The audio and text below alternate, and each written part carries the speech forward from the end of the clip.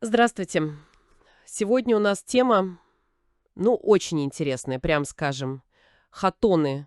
Небольшая такая группа в Монголии. Говорят вроде на монгольском, а история у них, совсем другая. Говорят, к кыргызам ведет. У нас есть разные материалы, и старые исследования, Потанин, Самойлович, и генетика современная. Вот попробуем разобраться. Да, добрый день. История хатонов — это, знаете, удивительный случай. Как вот прошлое может сохраняться, даже когда язык, культура, все меняется. Просто уникальный феномен для Центральной Азии. Давайте с основ. Кто они сейчас? Где их искать? Ну, их не так много, 1010 примерно, живут в основном в одном месте. Самон-Тариалан — это Уф-Саймак в Монголии. Рядом там озеро известные Уфснур и Кыргызнур. А Тариалан, кстати, переводится как «пашня». Пашня в Монголии? Сразу как-то не вяжется, страна кочевников же. Вот в этом-то их особенность. Они исторически земледельцы. Причем с орошением, представляете? Системы каналов строили. Говорят, лет 300 назад еще.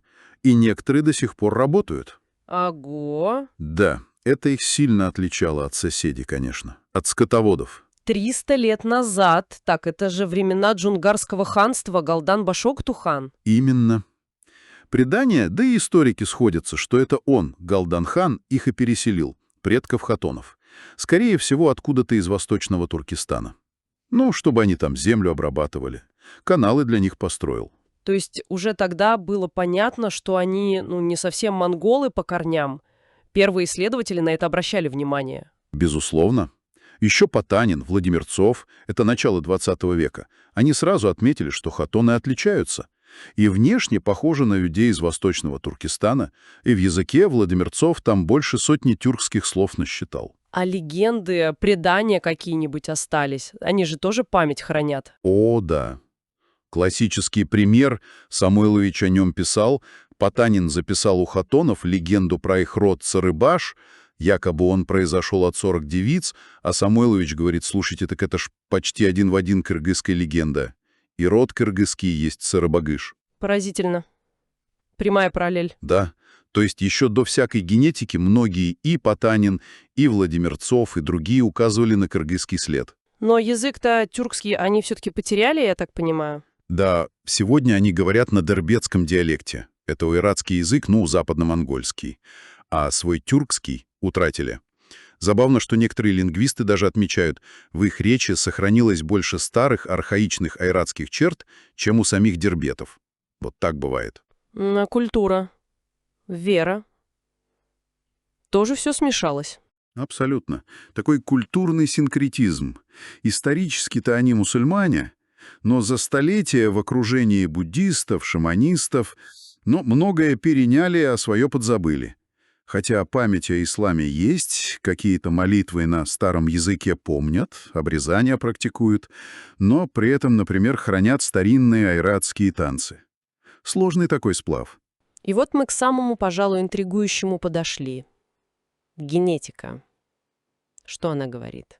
Подтверждает связь с кыргызами. А вот генетика дает просто, сногсшибательные результаты.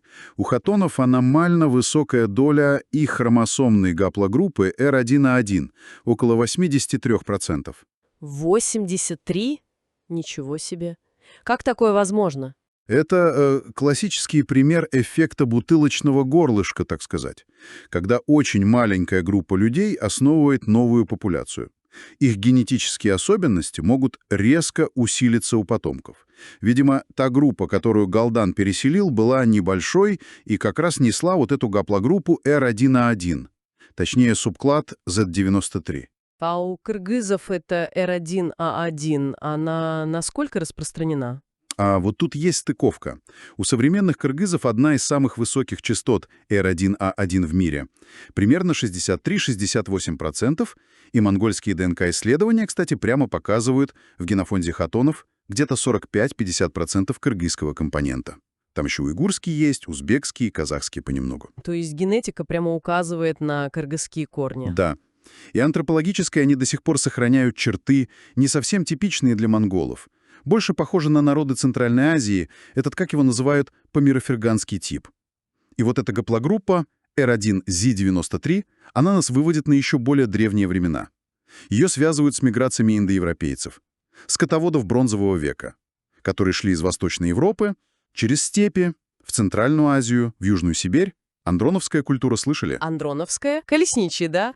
Они самые воинственные племена оставили следы от Урала до Енисея, и вот у них как раз R1A была широко распространена. То есть получается, что высокая доля R1A у кыргызов, а значит и у хатонов, это может быть эхо тех самых древних индоевропейских миграций. Это одна из основных гипотез, да, что предки кыргызов, так называемые енисейские кыргызы, были генетически связаны с древним населением Южной Сибири, с носителями от этих культур, антроновской, потом тагарской, таштыкской, у них у всех R1A доминировала. И это может объяснить, почему в китайских хрониках кыргызов описывали как светловолосых и голубоглазых. Вполне возможно.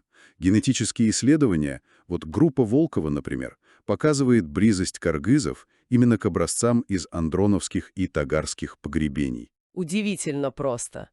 Выходит, хутоны — это такое живое окно в прошлое. Генетическая память, которая пережила смены языка, культуры. Как будто в капле воды отразилась вся эта огромная история миграции в Евразии. Именно так. И это, знаете, заставляет задуматься. А сколько еще таких вот спящих историй хранится в генах разных народов? Насколько эти генетические следы устойчивы по сравнению с языком или обычаями, которые могут, довольно быстро меняться?